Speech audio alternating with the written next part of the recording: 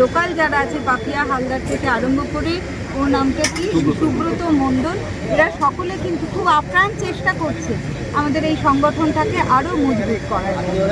আমরা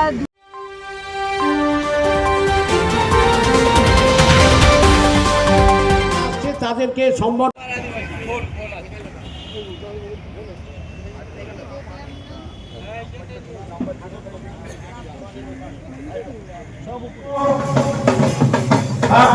আমরা আমাদের অনুষ্ঠান শুরুর পথে আমরা সকলকে অনুরোধ করব আমাদের দক্ষিণ চব্বিশ পরগনা জেলা তৃণমূল কংগ্রেস এসসি ও বিসি শাখার পক্ষ থেকে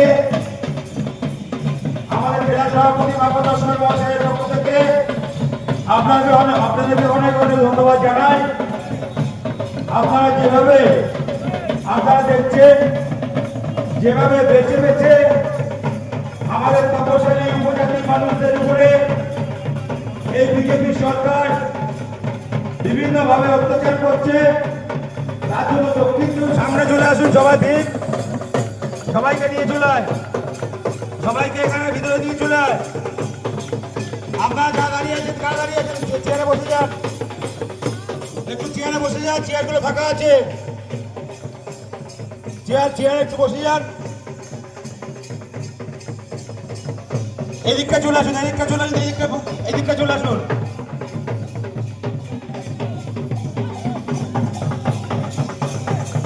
বসে যান, চেয়ারে বসে যান।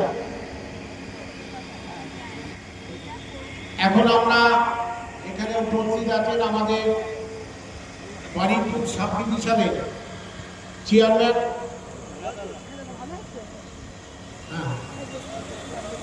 সুব্রত মণ্ডল সহ আমার এই কমিটির সহ সভাপতি, দক্ষ সংগঠক, তপশিলি সম্প্রদায়ের মানুষের পক্ষ থেকে, এই সংগঠনের পক্ষ থেকে আমি ডক্টর তাপস মণ্ডল, আমাদের রাজ্য এসসি ওবিসি তৃণমূল কংগ্রেসের সভাপতি, সুবক্তা তাপস মণ্ডলকে আমাদের মধ্যে উপস্থিত আছেন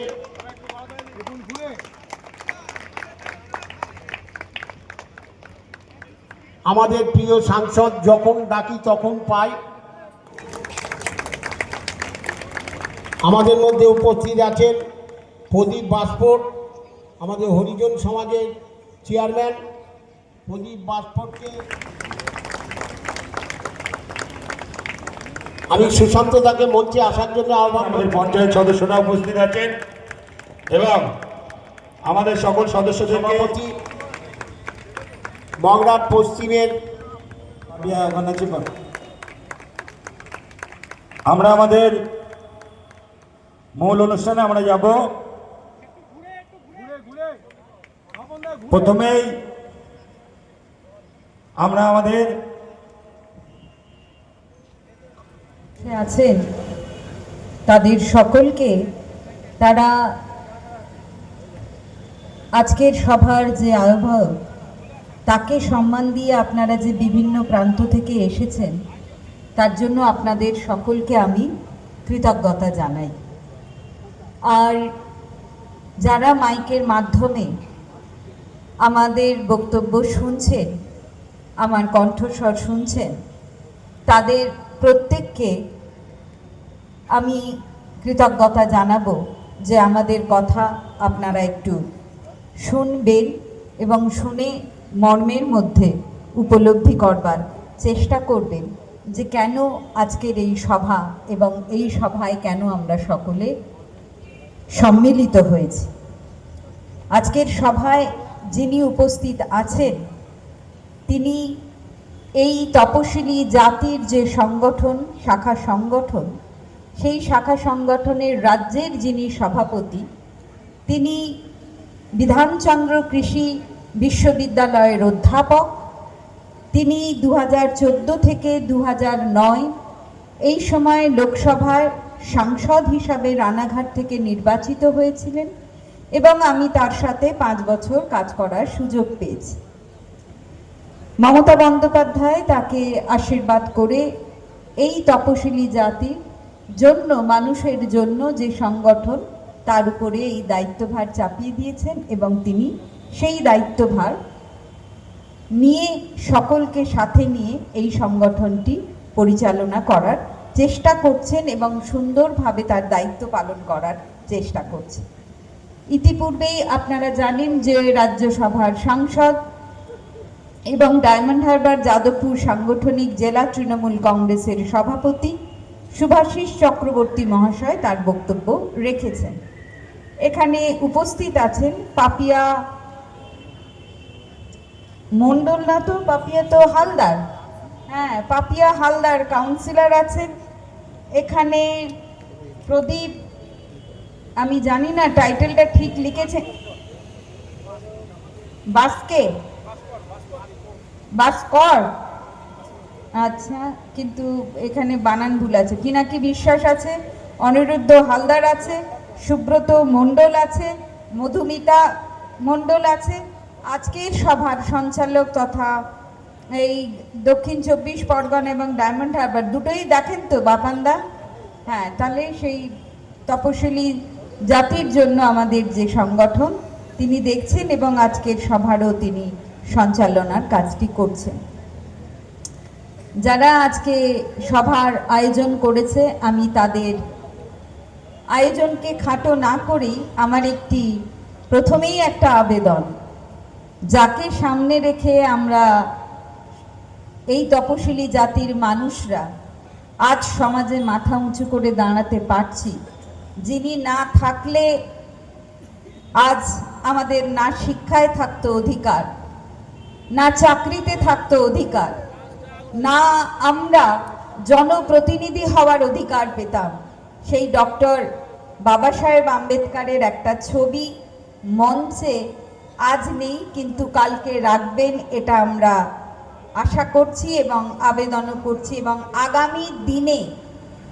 আগামী দিনে আমরা যেখানে, না ঠিক আছে ওখানে আমি দেখেছি, আমি চাই ওনাকে স্টেজে রাখবার। আমি দেখেছি ওনার ডান দিকে আছে, কয়েক দিকে আছে, আমি তা বলিনি। ওনার ছবি মঞ্চে থাকবে এবং আমরা ওনাকে মাল্যদান করে তারপরে আমরা আমাদের সভার কাজ শুরু করব এবং কালকে যেমন এটা করব এবং আগামী দিনে যারা যত প্রোগ্রাম করবে তাদের সকলের কাছে আমার এই আবেদন। কেন আবেদন আমি বলি যে তিনি তপশিলি জাতি পরিবারের, তার একটা বইতে লিখেছিলেন নো পিওন নো ওয়াটার। কেন লিখেছিলেন? অর্থাৎ পিওনও নেই, জলও নেই। তিনি যে স্কুলে পড়তেন সেই স্কুলে সকল ধর্মের মানুষরা থাকতো। কুয়ো থেকে জল নেওয়া হতো, এটা তো বহু বছর আগের কথা। কুয়ো থেকে জল নেওয়া হতো, সেই জলটি যে তুলে দিত উচ্চ বর্ণের মানুষ।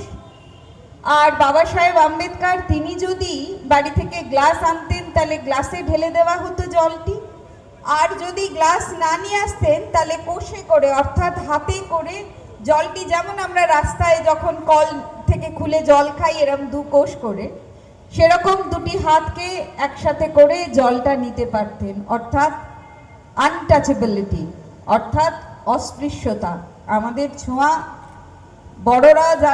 বড়রা বলবো না, যারা উচ্চ বর্ণের মানুষ তারা আমাদের ছোঁয়া খেলে তাদের জাত যাবে।